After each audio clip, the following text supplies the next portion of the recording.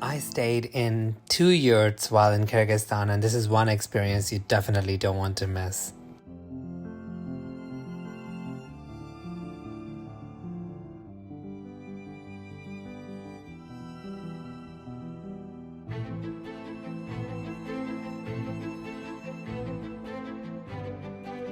Welcome to my yurt.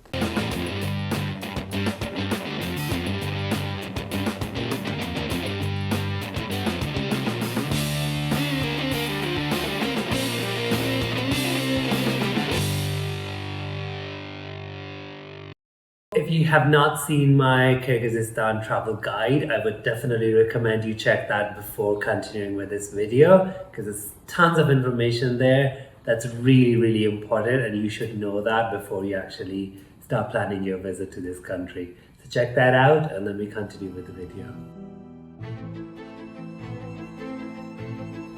You're never far from a yurt in Kyrgyzstan, whether you are in the beautiful Altin-Arashan Valley, or you're in Kegeti, or you are at Song Kul Lake. This is one experience that I really enjoyed. Let's go explore the 2 yurts that I stayed at in Kegeti and in Song Kul Lake. Alright, so this is going to be home for tonight. It is small and cute.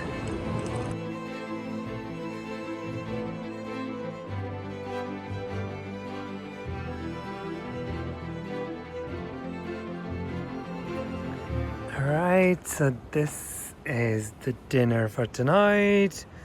It's bread, tea, potatoes, meat, salad, some chicken, and tons of fruit. And a Pepsi bottle that I will not be touching. I just had my dinner and some really nice hot tea with honey.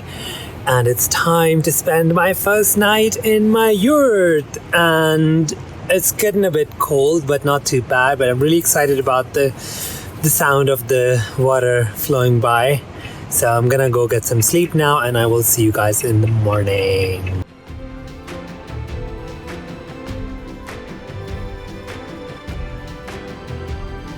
Good morning! Look who we have amongst us.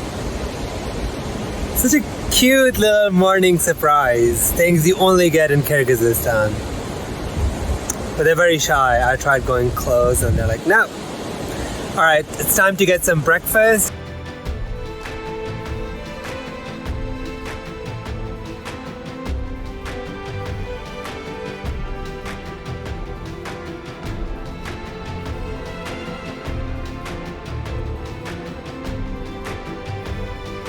Kegeti was really beautiful, but it was a short stay, and I actually got to enjoy the yurt a lot more in Song Kul Lake.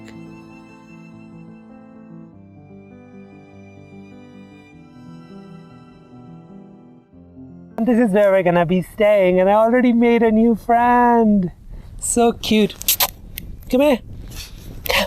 Come. He was being a lot more brave before, but he's being a bit shy now.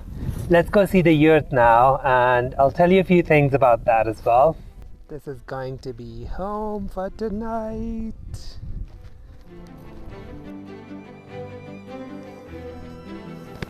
My very own yurt.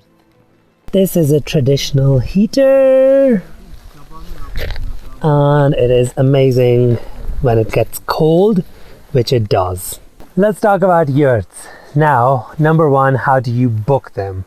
Well, there's quite a few that are available on Booking, that are available on Airbnb, but honestly, you can just go up and there's a lot of camps, there are a lot of places, and you can just negotiate a price and you can just stay. So it's not something that you need to definitely book in advance, which I think would be a good idea if you're coming during the high season. Low season, like it is now, it's perfectly fine. I am sort of on my own. You know how important the yurts are to Kyrgyz people? This is the ceiling of a yurt, and it actually features right in the middle of the Kyrgyz flag. So that thing in the middle with like 2 crosses, that is the ceiling of the yurt. That's how important it is. Come. My new buddy's a little less shy now.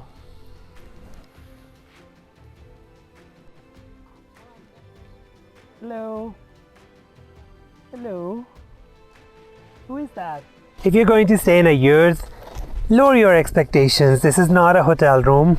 You can't expect fully functional toilets. You can't expect showers. You can't expect luxury here. Even if the ones that are marketed as luxury, it's still a tent out in the open. So please come with the right expectations. It's actually quite fun. I would recommend bringing some warm clothes for sure, because it does get quite cold, especially in the night. And I would also recommend bringing some slippers and some towels. If you do that, honestly, you'd have a pretty good stay.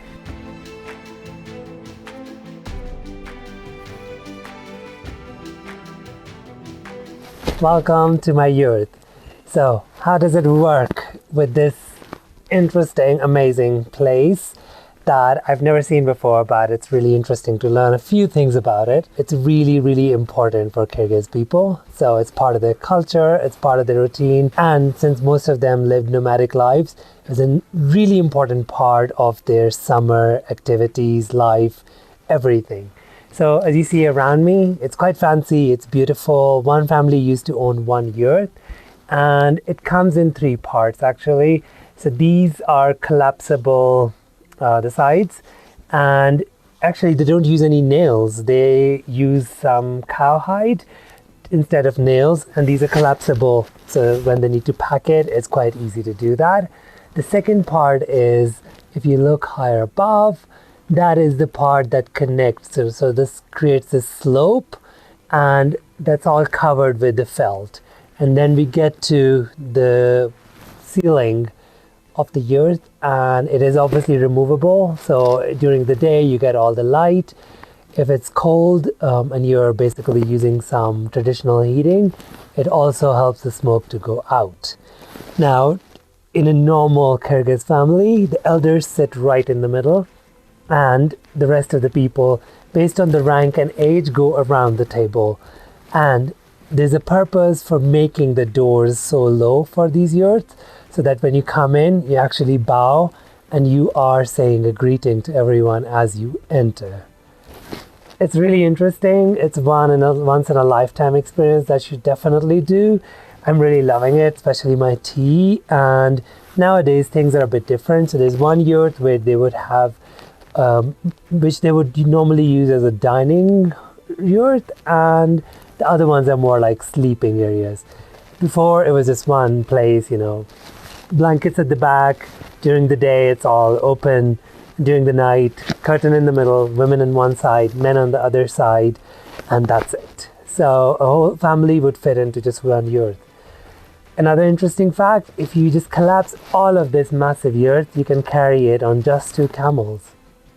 It's quite heavy, it's quite beautiful, and I'm really enjoying it. So I'll show you a bit more of Song Kul.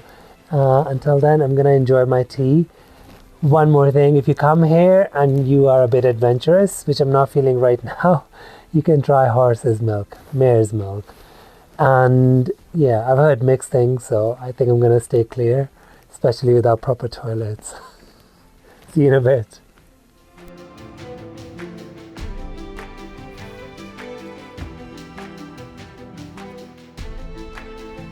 This is BrownBoyTravels, and I hope you really liked this video. If you did, please do like, subscribe, and comment, and let me know some amazing destinations in your country. I would love to come. I will see you guys in the next video. Until then, you have an amazing day ahead. Mwah.